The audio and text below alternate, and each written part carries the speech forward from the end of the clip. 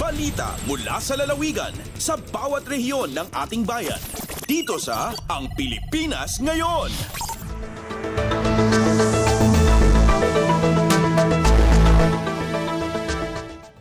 Dumako na tayo sa ating regional news. Unahin natin ang mga balita mula sa Luzon. Mula sa Dagupan, voter registration sa Dagupan City naging pangkalahatang matagumpay ayon sa COMELEC. Bilang ng botante sa syudad, higit 141,000 na. Ang detalye ng balitang ito mula kay Ricky Kasipit. Matalunan agawa sa voter registration at syudad de Dagupan, Pangasinan yagim mapunan Pebrero 12, tan-anamput ng Setyembre 30, 2024 unungad sa kay interview at COMELEC Dagupan City Election Supervisor Attorney Michael Frank Sarmiento unungad kindi Sarmiento ni Kurit so sa isang kadakalan niya bilang yanan rehistro at samput ya ago ya voter registration no iner sa opisina do so akawat ya 575 ya aplikasyon ng Hunyo 30 at parehong taon sa idagop na bilang nabot at syudad ya Dagupan at imatagay 141,330 dumani taluran libon aplikasyon yan ni record lagan abulan ya Hulyo hanggang Setyembre natan ya taon unungid kindi Sarmiento sakay at saray manunan sa ngugan ya matalunan voter registration at syudad at saray satellite registration dyan silong na aktibidad at inawit sa registration at nandunaman pasan ya syudad inpasabimat ng Sarmiento na sa 100% so compliance ya COMELEC Dagupan City at saray satellite registration ya agawa at saray barangay na syudad. Manlalapod dyan RP Dagupan City, Pangasinan aya si Ricky Kasipit para sa Radyo Pilipinas World Service. Balita mula sa lalawigan sa bawat rehiyon ng ating bayan. Dito sa Ang Pilipinas Ngayon.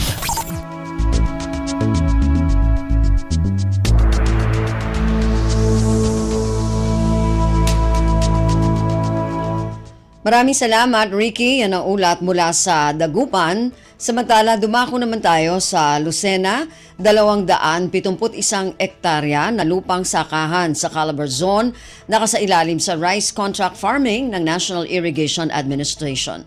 Ang detalye ng balitang ito mula kay Carmi Isles. Nakasailalim sa rice contract farming ng National Irrigation Administration o NIA ang 271 na ektarya ng lupang sakahan sa Calabar Zone. Sa episode ng Usapang Agrikultura, sinabi ni Engineer Precious Leira Palacol, Senior Engineer A ng Operations Section ng NIA Region 4A, na ang 87 hectares ay nasa Laguna, 50 hectares sa Cavite, 51 hectares sa Batangas at 83 hectares sa Quezon. Ang rice contract farming ay naglalayong tulungan ang mga magsasaka mula sa puhunan sa labor cost at post-harvest hanggang sa pagbili ng ani at pagbebenta nito. Ngayong taon, ang pilot implementation ng programa kung saan nakapagbebenta ang NIA ng 29 pesos na kada kilo ng bigas sa priority groups katulad ng PWDs, senior citizens, solo parents at 4Ps beneficiaries. Mula sa RP Lucena, ito si Carmi Isles para sa Radyo Pilipinas World Service. Balita mula sa lalawigan sa bawat rehiyon ng ating bayan. Dito sa Ang Pilipinas Ngayon.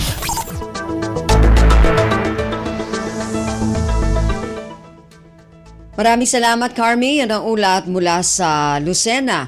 Samantala, dumako naman tayo sa Palawan. Unang araw ng pagpa-file ng Certificate of Candidacy nitong Martes sa lungsod ng Puerto Princesa, naging mapayapa at maayos. Ang detalye ng balitang ito mula kay Damian Lacasa Jr. Ara naging problema ang unang adlaw ang pagpa-file ng Certificate of Candidacy kapon October 1, 2024. Ingkon ni Puerto Princesa City Police Office Chief Colonel Ronnie Bacuel, ingtawan niya igdurong PNP personnel sa mga lugar na ingkukon na critical areas. Pinabaskag tanai ang mobile patrol at pakiusapan ang publiko na magtawag sa indang opisina kung may diyang kilos na bukan matinglo.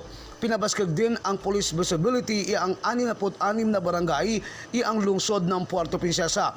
Mako ni Bacuel na sisigurado ng kanyang opisina na magiging mapayapa at tahimik ang buong durasyon ang pagpa-file ng Certificate of Candidacy tungod October 8, 2024. Agalindigi ang siyudad ang Puerto Princesa, Damian Lacasa Jr. para sa Radyo Pilipinas World Service. Balita mula sa lalawigan sa bawat rehiyon ng ating bayan. Dito sa Ang Pilipinas Ngayon.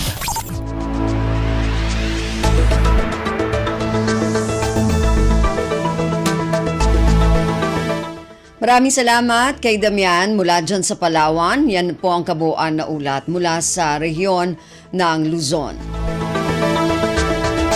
Samantala, dumako naman tayo sa rehiyon ng Kabisayaan mula sa Calbayog, widening ng Cagpalale at Casapa Bridge sa Calbayog Catarman Road na kumpleto na ng DPWH Samar 1st District Engineering Office. Ang detalye ng balitang ito mula kay Suzette Pretencio.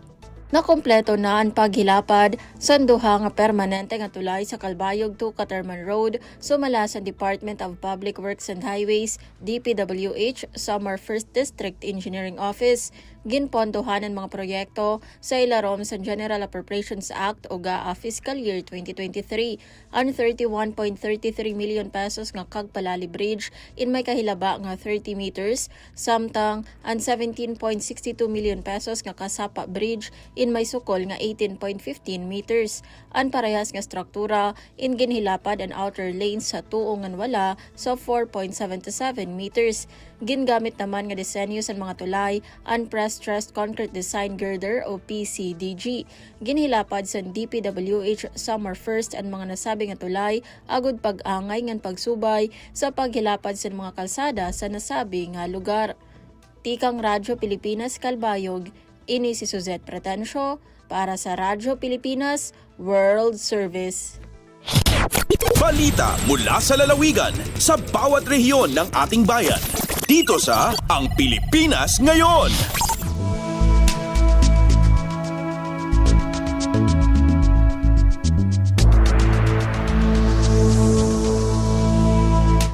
Maraming salamat, Suzette. Yan ang ulat mula sa Calbayog.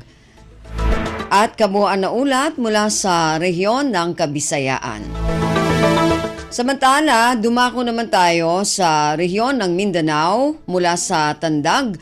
16 na farmer cooperative and association sa Surigao del Sur sumailalim sa pagsasanay kaugnay sa tamang paggamit ng mga farm machinery.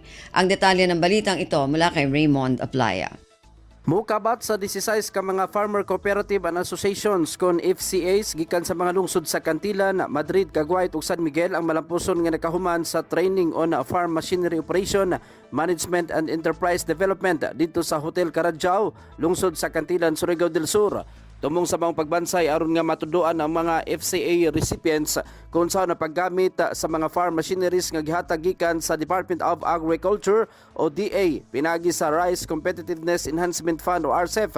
Gipasugdahan kini sa DA PhilMec aron masiguro nga molahutay gayud ang mga ekipo og dili daling maguba samtang ana kini sa pagatiman sa mga mag-uuma. Sa lungsod sa Cantilan, mukabat sa unom ka mga FCAs ang may lambigit sa tulo ka adlaw nga training workshop nga gilangkuban sa Bugsukan Farmers Livestock and Poultry Resource Association, Karkan Madcarlan Free Farmers Agriculture Co-op, Dumuyog FLPRA, Tisibunpa Irrigators Association, Tupahan Irrigators Association o Tigabong Coconut Farmers Association.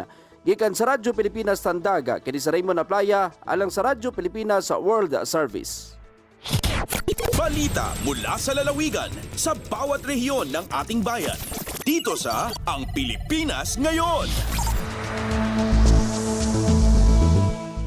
Maraming salamat, Raymond. Yan ang ulat mula sa Tandag. Samantala, dumako naman tayo sa Hulo. Kapulisan sa lalawigan ng Sulu na sa full alert status ngayong COC filing ng mga tatakbo para sa May 2025 national at local elections. Ang detalye ng balitang ito mula kay Fatma Gino. Naka-full alert yung mga kapulisan habinaybayan sila lupa sug hasupaya matanto kapagdangan inuno na bukod mareho kahalan halom sinwalo adlaw deal sin Commission on Election para makatugpal sin Certificate of Candidacy at wa COC mga nagkakanta dumakan hasusungod May 2025 election. Hambog ka mga kawajiban jumaka in kapulisan ding First Provincial Mobile Force Company hapag nakulay Police Major Edwin Catayos hapa.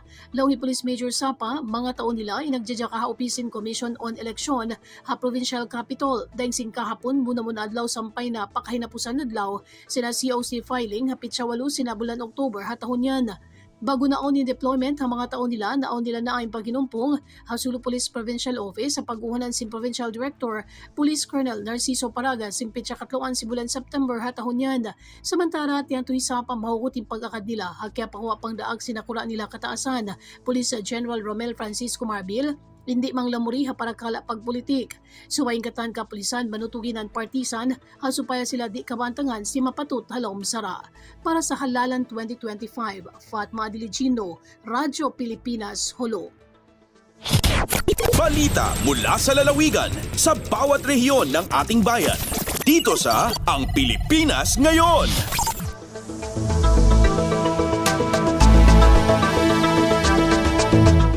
Maraming salamat, Fatma. Yan ang ulat mula sa Hulo.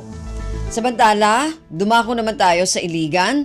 Serbisyong inklusibo, alyansang progresibo, SIAP Party, nakapagsumite na ng petisyon para sa kanilang partisipasyon sa darating na 2025 BARMM Parliamentary Election. Ang detalye ng balitang ito mula kay Alwidad Bashir.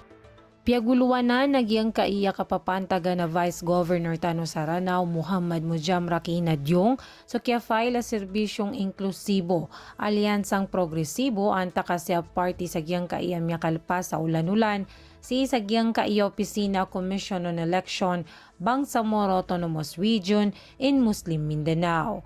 Pwede Vice Governor sa mga inpadayan sa giya grupo iran ng mga dato aguluan tanong sa pitibarangan ng mga opisina sa ingid Tenua, Lanao del Sur. Mana niya na opisyal din na piyakatukaw sa Comelec BARM agu kalangwan sa giyang kaiya region tanong kaya pang padiran para sa giyang kaiya pakatalingong mga BARM parliamentary election amirarangan sa national and local election sa Raguna 2025. Ayamala afta agyang kaiya partido iran nakapakaugupirang ko kapakaw sur ay intero BARM focus sa giyang kaiya mga galba kapakabugay sa isa a gobyerno inclusive mana nalangon maapid ko mga programa agu project apang makatalinguma sa BARM. Mitunutunog mambo sa proclamation o mga suporta ang mga dato sa giyang kaiya partido iran sa Sul Daguliyo a probinsya Lanao del Sur. Isa asiyap ko mga partido a pamimilian umabang sa Moro sa giyang kaiya pagampaganayakadin a eleksyon. Mula sa RP Iligan, Alwidad Bashir para sa Radyo Pilipinas World Service. Balita mula sa lalawigan sa bawat rehiyon ng ating bayan.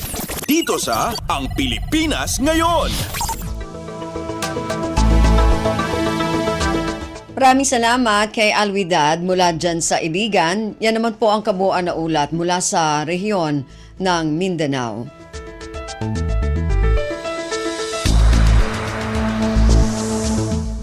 Narinig po ninyo ating regional news para sa araw na ito, kalipunan ng mga balita mula sa iba't ibang rehiyon at lalawigan dito sa Pilipinas.